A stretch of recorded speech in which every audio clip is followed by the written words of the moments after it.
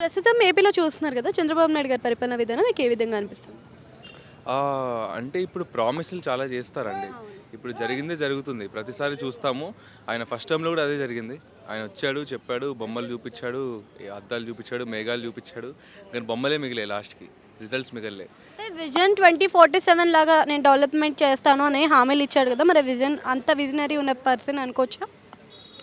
ఆయనకి విజన్ ఉందో లేదో ఆయనకే తెలుసండి. కానీ ఇంప్లిమెంటేషన్ చేసే సత్తా ఉందా? దానికి సరిపోయిన టీమ్ ఉందా? అనేది మోర్ ఇంపార్టెంట్. ఇప్పుడు మనకి విజన్ ఉంటది. ఆయనకు ఉండొచ్చు. కానీ అది ఇంప్లిమెంట్ చేసే సత్తా ఉందా? లేకపోతే ఆయనకు ఓన్ ఇంట్రెస్ట్ ఉందా? లేకపోతే ఆ విజన్‌ని ఓన్లీ మనల్ని విజన్‌లో పెట్టడానికి ఆయన చెప్తున్నాడా? లేకపోతే నిజంగా వస్తదా? అనేది ఇంకా ఇంపార్టెంట్ అదే. జగన్ అండ్ మన చంద్రబాబు నాయుడు గారు మధ్యలో డిఫరెన్సెస్ అంటే ఏం చెప్తారు అసలు? ఆయన గురించి డిఫరెన్సెస్ అంటే ఇప్పుడు maybe an older person is more suitable to answer this.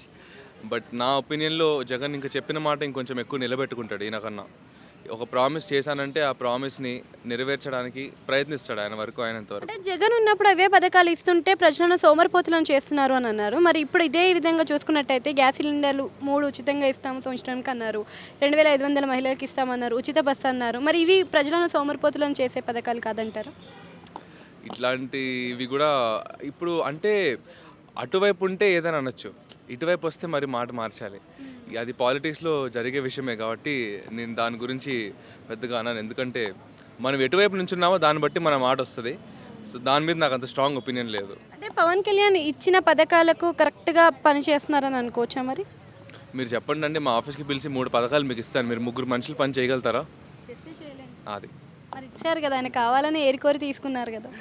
మరి ఏమో అండి. కొంతమందికి అన్ని టేస్ట్ చెప్పి పెట్టుకోవడం ఇష్టమేమో మరి నాకు తెలీదు.